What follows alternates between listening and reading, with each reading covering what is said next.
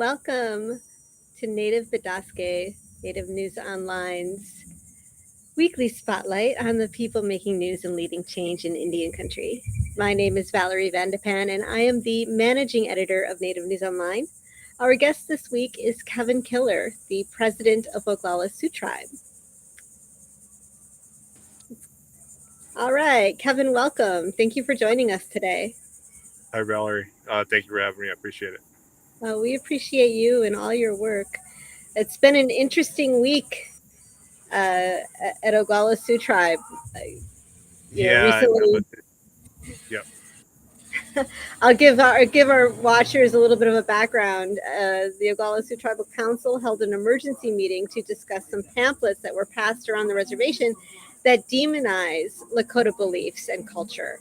And then all sorts of stuff transpired about after that. So, can you give us a little bit of context? What happened, and how did the tribal council respond? Sure. Thank you, Valerie. And it's good to be on here. Hamadaki api maka ikilia hime chante washte nape chuzapilo. That's our traditional greeting, Lakota. Shake your hand with a warm and good heart. My Lakota name is Close to Earth. English name is Kevin Killer. And yeah, no, Valerie. So thank you for the question. And so we became aware of an individual passing out some of the pamphlets that were circulated online that were targeting some of our relatives, particular Russell Means, Mr. Black Elk, and I think Mr. Leonard Crow Dog.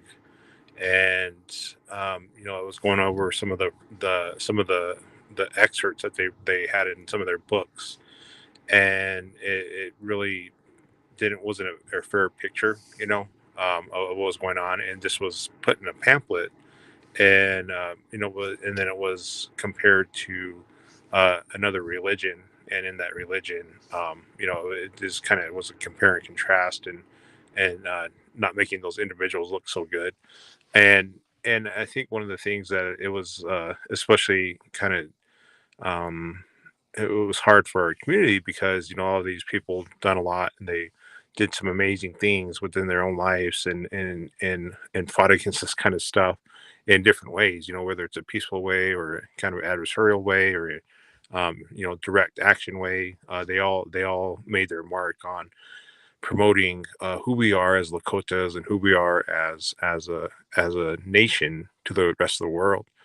And so once the council became aware of these, and it was from a post online, we had an emergency council meeting, and we took action to actually ban this person from the reservation. So that was kind of some of the backstory behind that, and just making sure that we're kind of you know aware of what happens in our community.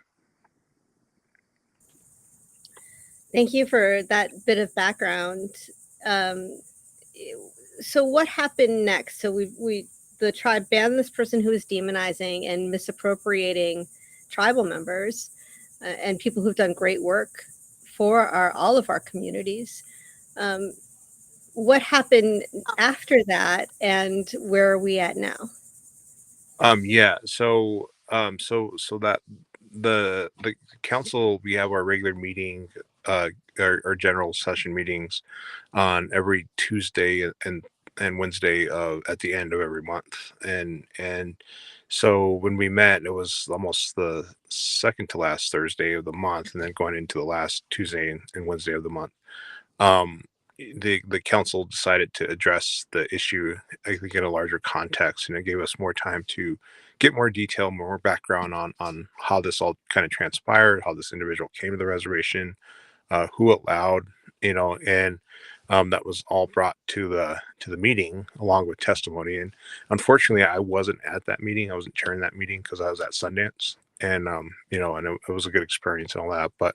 Um, but from what I can tell is that the council actually took the action to push forward with getting churches registered on our community, but also making sure that there's background checks and ensuring that we know who's coming in on this reservation, and we know who is going to be here.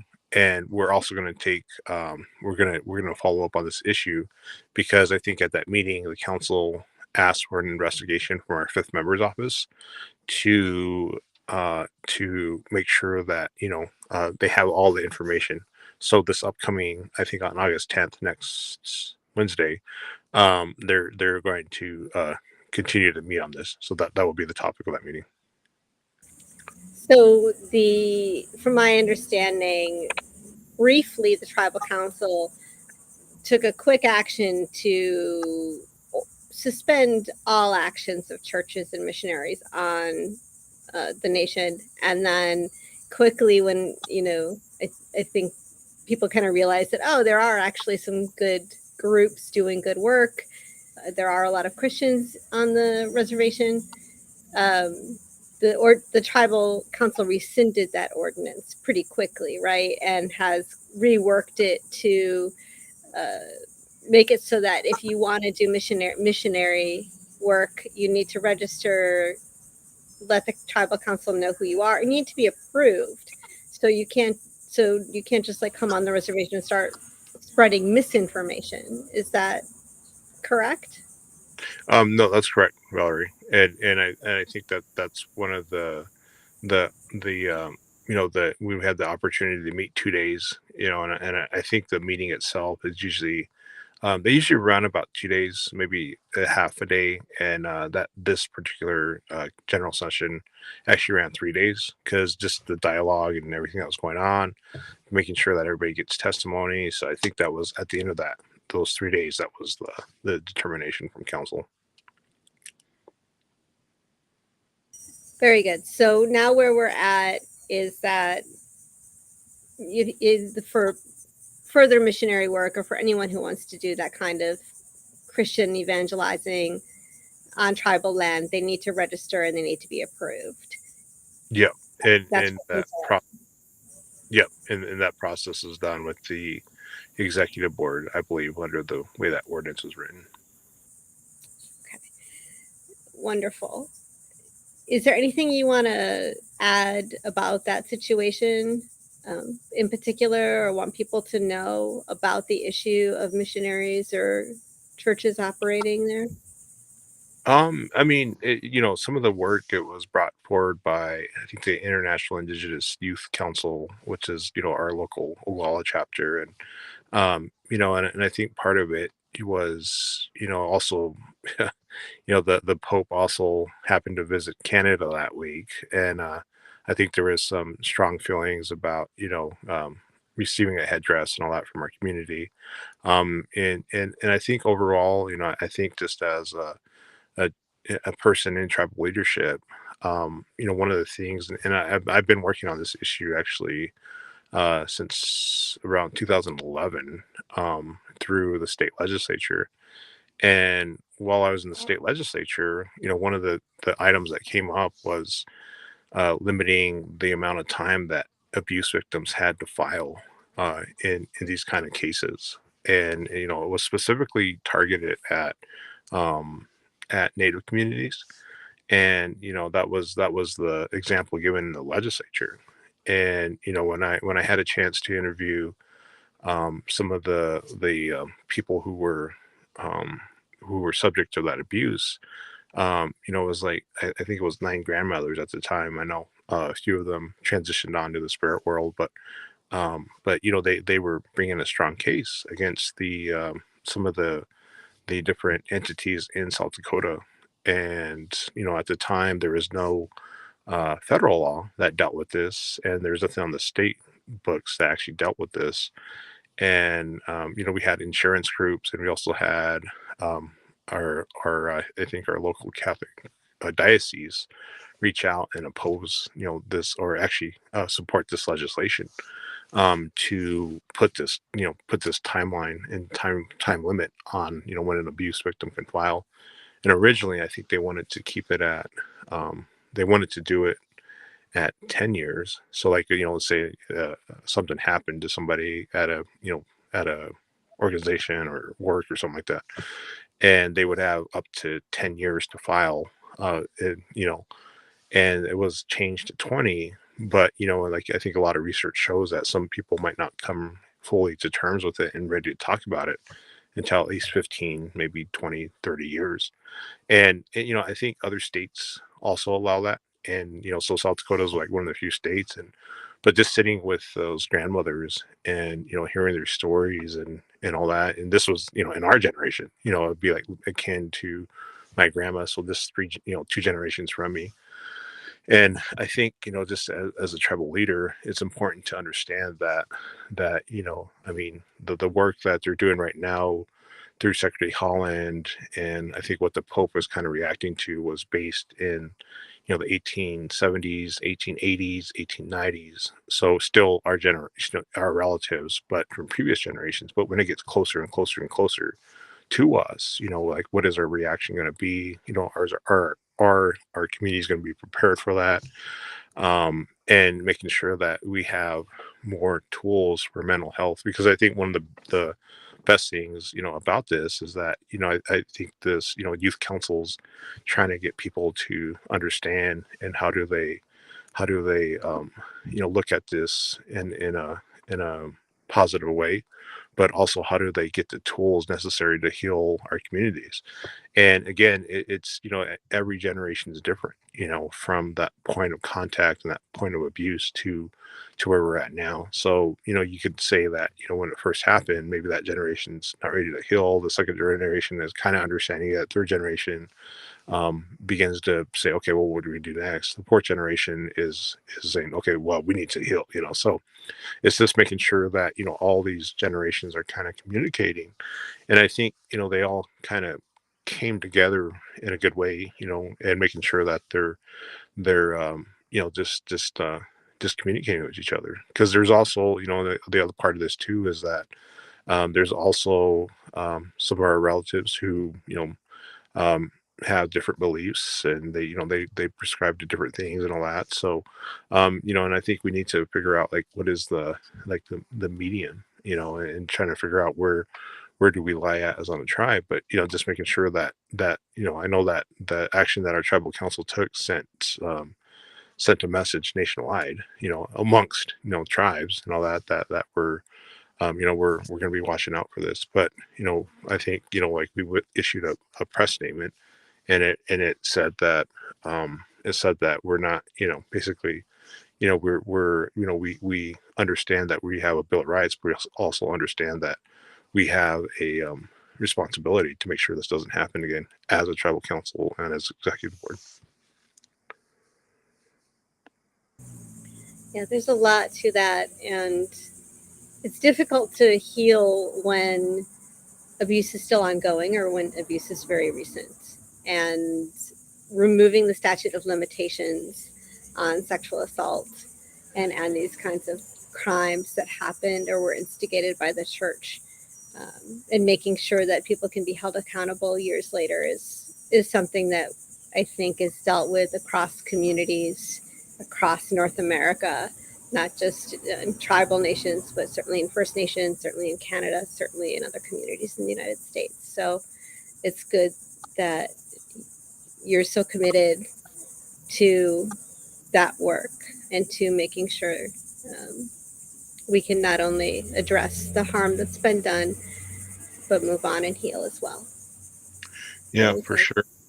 Yeah, and I think one of the things that um, I think with regards to the Pope and all that, I think stepping back from that moment and understanding that the current Pope is from South America, most likely a person of color, even though he's a little bit more light skinned. But and he grew up really poor, and again, I've never been baptized, never been through any of those ceremonies or anything like that.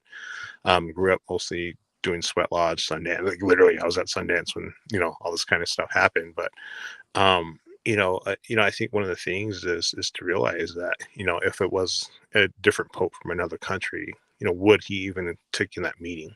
And I think that's something that, again, I'm not trying to say face or anything like that, but just understand that these are the things to consider. And and that in tribal leadership there's always two sides to every single story. Even though you might not want to hear one side, it's you got to do that because it's as and leadership, we need to make sure that we're getting all the information that we can get. And I think, one of the best actions that we could take moving forward out of this, and akin to the healing, is not only, supporting Secretary Holland in the work that she's doing around this issue, but also making sure that tribal leadership has all the tools necessary that they could have, to help deal with this, this healing component, and also making sure that we're promoting those policies actively, because that originated on a state level, but but we need to get tribes to say, okay, well, we want this enacted nationally, so we need to go to the federal level and get this passed by our members of Congress and all that. And also, making sure that people know that there's national insurance companies still backing and advocating these kind of policies, and I think that's one of the things that, you begin to look at how insidious this industry really was, and also looking at, what did it take to maintain that system in 1880 and 1890 and 1900, all the way up to, 1960, 1970, all that, everything that goes into, helping, prop up that system. And I think and it's insurance companies, it's different people, it's different entities, different agencies, and all that. And I think once all that information begins to come out, it's just important that we, as tribal leaders, continue down that road, because again, this is gonna, this is gonna hit all our tribes, I think, differently, but it's also going to be really impactful. Thank you for that, Kevin, and thank you for putting the current Pope into context a little bit. That's a really good observation. He is from the Americas, and Argentina has a really horrendous history that, if you haven't looked at it, for those watching, it's definitely something to take a look at. So we won't get into that now, though. I do want to ask you at least one more question before we finish up. And that is, can you tell us about the lawsuit the Oglala Sioux Tribe filed against the Bureau of Indian Affairs last week? Yeah, sure. So that's been in response to some of the, law enforcement issues that we kind of inherited from, previous, iterations of in like almost a generation. I believe that, there's, funding committed under the BIA regulations and standards to, so forever, however many officers we need to have on the reservation, it's by population, and that's about 141 or something like that. I don't remember the exact number, but currently, we're only funded at 33 officers, total. And to put that in context, like adjacent to us is Rapid City. And granted, they have a tax base, which is, that's a different conversation. But again, they have, between Pennington County and, the sheriff's office and Rapid City Police Department, they allocate just for law enforcement alone $60 million, and what we get funded at is around $3 million, and that funds 33 officers. Um, and part of that is making sure that, we get, our trust status, our treaty rights upheld. Again, when we signed those treaties, it was, on the premise of health, education, welfare, and health and welfare, making sure that, our public is safe. And as tribes, we have the right to do that, negotiate for that. And I think that was part of the lawsuit, is making sure that we have more increased funding for that. I believe that, we've been in ongoing conversations, right now, and that's all I'm really allowed, but it looks promising. Again, there's other steps that if we need to take those, we can take those steps. But right now, hopefully, it's getting, awareness, and not really, going, because I know that Secretary Holland did inherit this problem. No, this isn't her fault. It's just, it's not the best thing, to kind of inherit, but it has been going an ongoing issue from what I understand. At one time we had, I think in 2010, about that number of cops, but since then it's gradually decreased because different programs were not funded again, or for various reasons, Congress didn't appropriate money for that, and so that's where we're at, the total, our current total.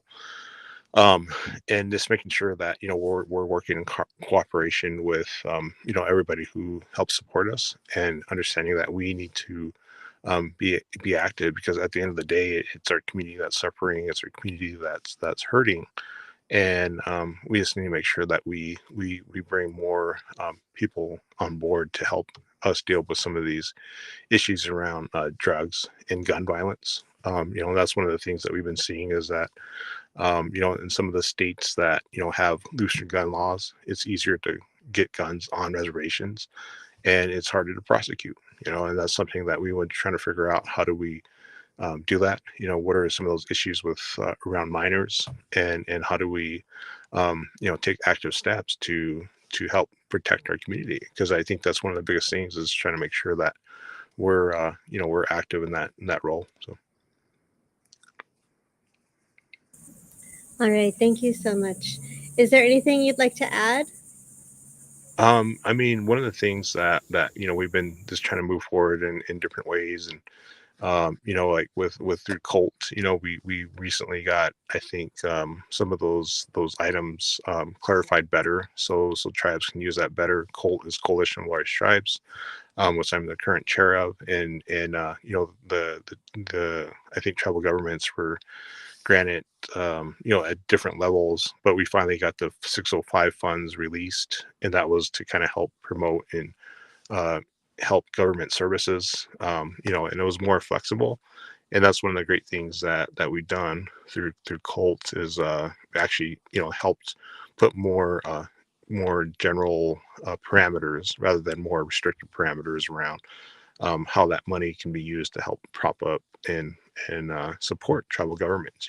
And I think that's one of the things that's been bothering me as a tribal leader, is that how other nations are allocated funds, outside of the United States, and there's not a lot of restrictions, but when any tribe gets funds, it's hard to kind of sometimes use those and navigate those, especially when there's inflation, and there's a global supply chain issue, and it's just making sure that we're always kind of on, making that case, and making sure that we're uh, we're we're just making people aware, like we're doing this interview now. So that's one of the good things that actually we were able to accomplish over the past week. So, but it overall, I mean, we just want to keep people safe. We want to make sure that we do a good thing, and do the best that we can, because we just faced with all this enormous problems that get built up over the years, and we have to deal with them. And I think that's kind of where we're at right now. But again, I mean, it's we're fighting the good fight, and we appreciate the time and for this interview. And again, thank you, Valerie. Appreciate everything. Thank you, Kevin. Thank you so much for joining us today. And thank you to everyone who's tuned in to this live stream on Facebook, Twitter, and YouTube. If you appreciate what we do here at Native News Online, we invite you to donate to support our continued work covering Indian country. You can scan this code with your smartphone. Hopefully the code will come up. And if it doesn't, you can also go to the link located below this video and donate today. We appreciate your support. Please be sure to subscribe to our YouTube. Please be sure to subscribe to our YouTube channel and follow us on Twitter, Facebook, and Instagram. And be sure to subscribe to our newsletter as well. Thank you so much for joining us today. And please be sure to join us again for another episode of Native Bidaské. Chi miigwech, ahiye.